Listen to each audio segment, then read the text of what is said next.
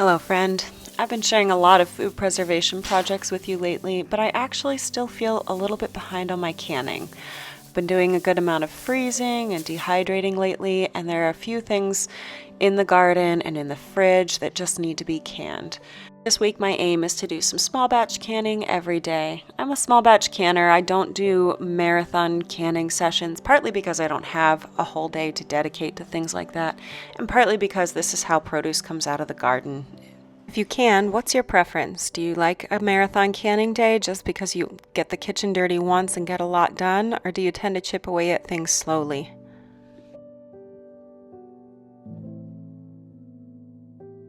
Today I'm working on canning pickled jalapeños. We like having these on hand. We do a lot of Mexican food nights, lots of taco bowls, fajita bowls, things like that.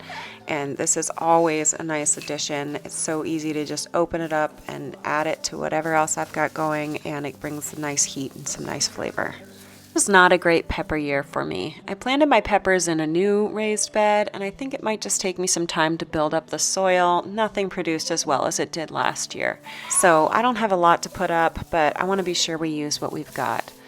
Last year when I canned my jalapenos, I did not wear gloves. I knew I should, I just found it annoying. They were slowing me down, so I took them off, and I paid the price for 3 days.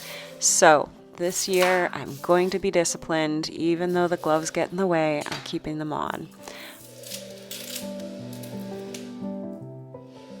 I quarter my jalapenos before canning, and then I take out the ribs and seeds. A few seeds are left behind, but we don't mind that. It's just a little extra heat. I'm also slicing a few onions. The recipe that I'm using here is a ball recipe, and it calls for adding slivered onions and carrots. I know that we don't want carrots in this. When we use our jalapenos, I'll be happy to have the onions. I'm going to go ahead and skip the carrots. Each jar of jalapenos also gets a clove of crushed garlic. This recipe is supposed to make 6 jars of jalapenos, but I know that I don't have enough here for that. I don't know about anybody else, but sometimes I wish that canning recipes just gave a per jar amount for everything, because nothing comes out of the garden in the exact amount that a recipe calls for, and I need to adjust the rest of the recipe to suit the main ingredient, which here is the jalapenos. So anyhow, all that to say, I prepped 4 cloves of garlic because I estimated that we might have 4 pint jars of jalapenos. Next, it's time to make the brine. I remember the last time I made this, it was difficult to make the brine stretch across all the jars, so I'm going to make the full recipe, even though I know I don't have a full recipe's amount of jalapenos. So this is 2.5 cups of white vinegar with 2.5 cups of water, then 2 tablespoons of salt, and finally a tablespoon of sugar.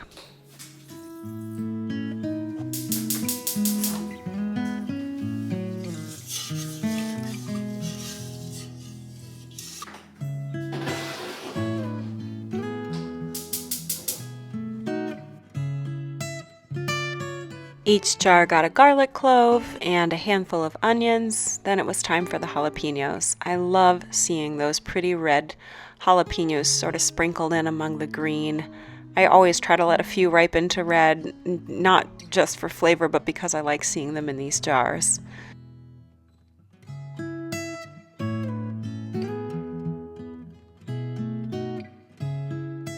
I discovered that this is actually only 3 jars worth of jalapenos. I did not expect this to be such a small canning project, but I'm still glad that I'm putting these up. I don't want them to go to waste.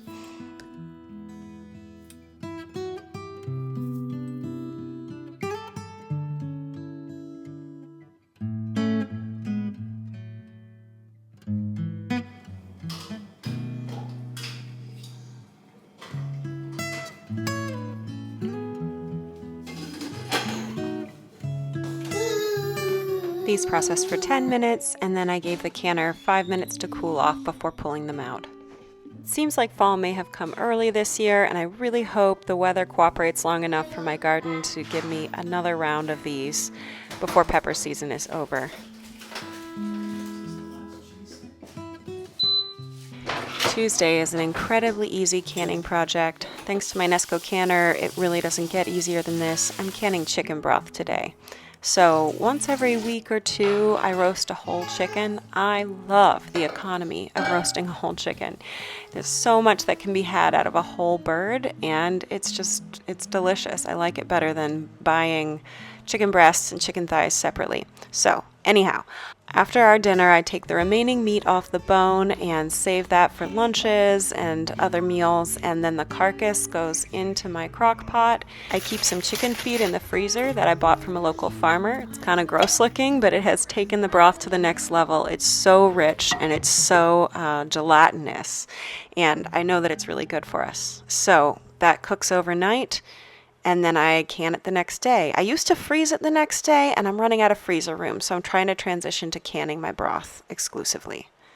These process for 25 minutes, and they just make my life so much easier when I'm cooking some soup, or even sometimes as it gets cold out, we just drink this by the mug full, so I'm always happy to have it on hand. This is something I don't mind canning regularly. Like I said, I think I'll probably be doing it every week or two from here on out.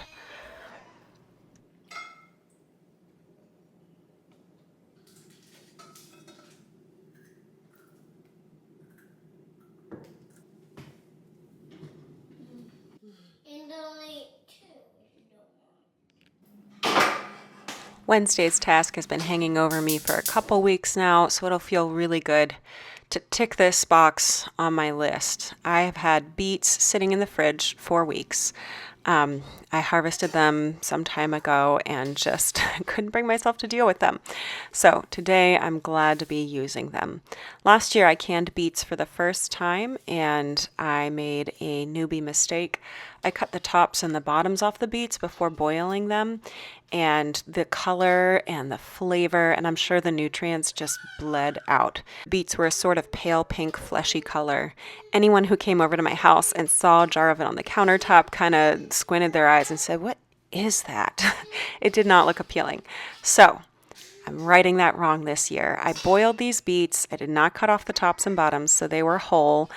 And I boiled them for about 25 minutes. The aim is to get to the point where the skins can lift right off. And it took me a good amount of time to get to that point. Once these had cooled off, the skins could just sort of be rubbed off. I rubbed with my thumb and they just kind of peel away. I know I say this often, but look at this beautiful color. It really does just make me happy to see this vibrancy while I'm prepping these. I like to slice my beets into rounds, but they can also be halved, quartered, whatever shape is best for how you plan to use them when cooking. I will probably use these for salads for lunch. I will toss them in some olive oil with lemon juice and salt and a bit of goat cheese. I really like beets and goat cheese together, and that'll be a really nourishing, easy lunch for me.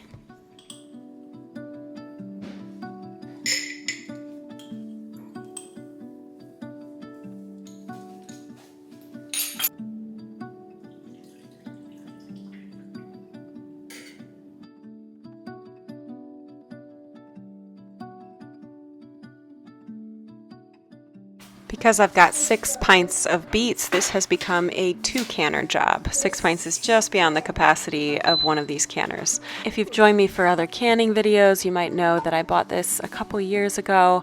When I was looking for an electric canner, I was comparing the Presto and the Nesco, and the Nesco capacity was a little bit smaller, 4 quarts versus 5, but it was also half the price. So I decided to buy one, and I told myself that if I liked it, I would buy another one. And for the same price, I would have a greater canning capacity. So I do use 2 from time to time, and occasionally on a big day, I borrow one from my mom, and I use 3.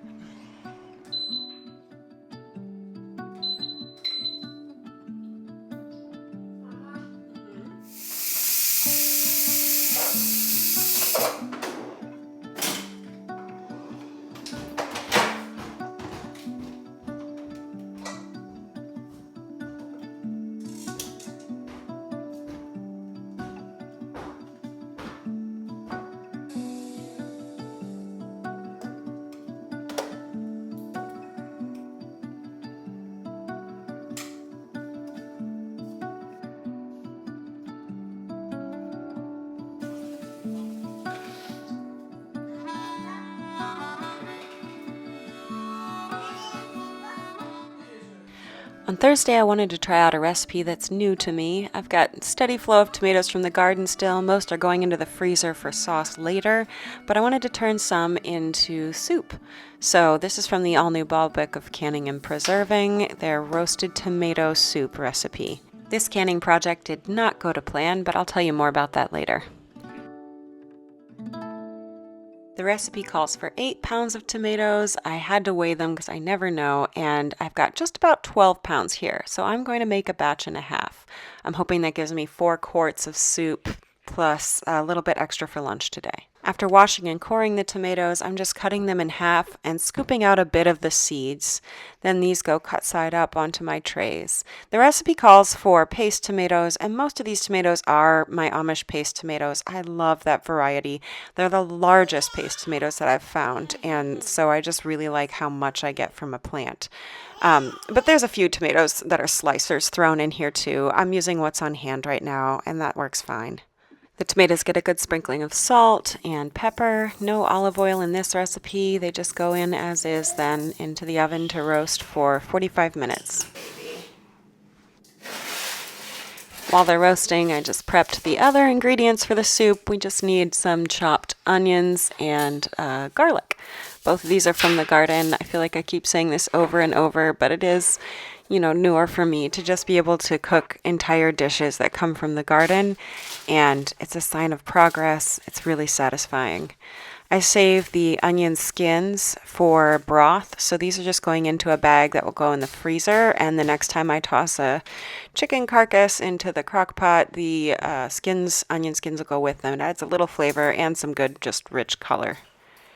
The kitchen smelled so good as these finished roasting. It was really pleasant. They needed some time to cool down so that I could peel them. So while they were cooling, I started on the rest of the soup.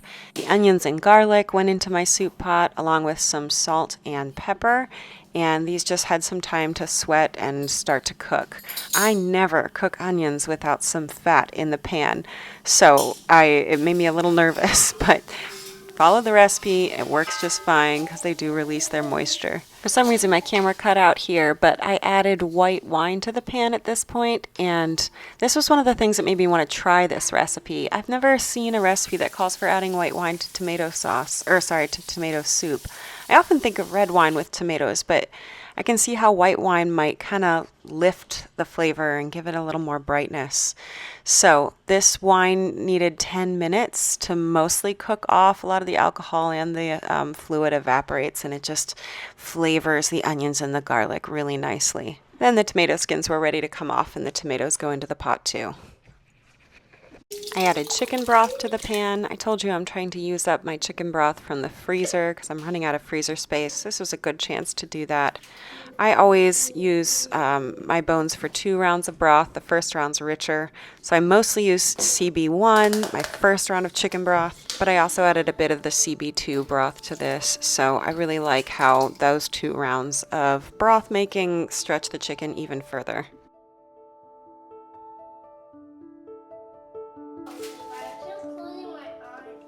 No, you fell asleep. This has been like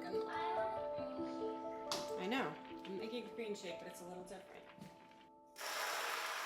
Using the immersion blender in my Dutch oven is a little bit of a dangerous game. I love this pot. I love it. And to scratch the bottom would really be a shame. But I also hate dirtying extra dishes. So I just hold this very carefully, hovering above the bottom of the pot, and it blends everything beautifully.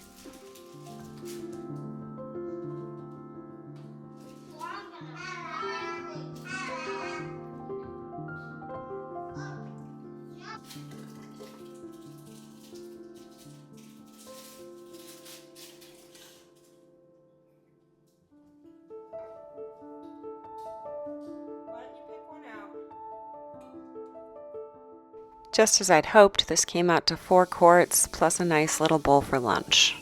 These processed for 60 minutes, and I really wish I'd videoed them coming out of the canner, but I didn't. Everything went wrong. They seem to have exploded in the canner. When I opened the canner, there was tomato soup stuck to the inside of the lid. The canner itself was full of tomato soup and the jars were full of water. It was so discouraging. It was the end of a long day and it just looked like it had all been ruined. Even though the jars looked like they'd taken in a lot of water, I emptied all the jars into this pot and saved it for the next day to see if it could be salvaged. So once I was feeling a little bit better by the next morning, it looked like a watery soup, but still some soup. So I decided to try to simmer off that water and salvage what I could of what was left because I put way too much into this at this point to toss it. It simmered for a couple hours and took on finally the texture and the flavor that it had had in the beginning. I canned what was left and wound up with these 2 quarts of soup. I decided not to take on a new canning project on Friday, and so I spent some time outside with my daughter. It was a beautiful day. We sat outside and read, and I sipped tea, and we just enjoyed a little time at a slower pace.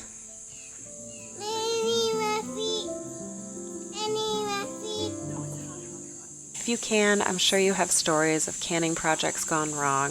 Tell me about them in the comments. I always like to hear from you. I hope this video finds you well. Take care, and I'll share more with you next week. Bye. That's right. I see you in the sun.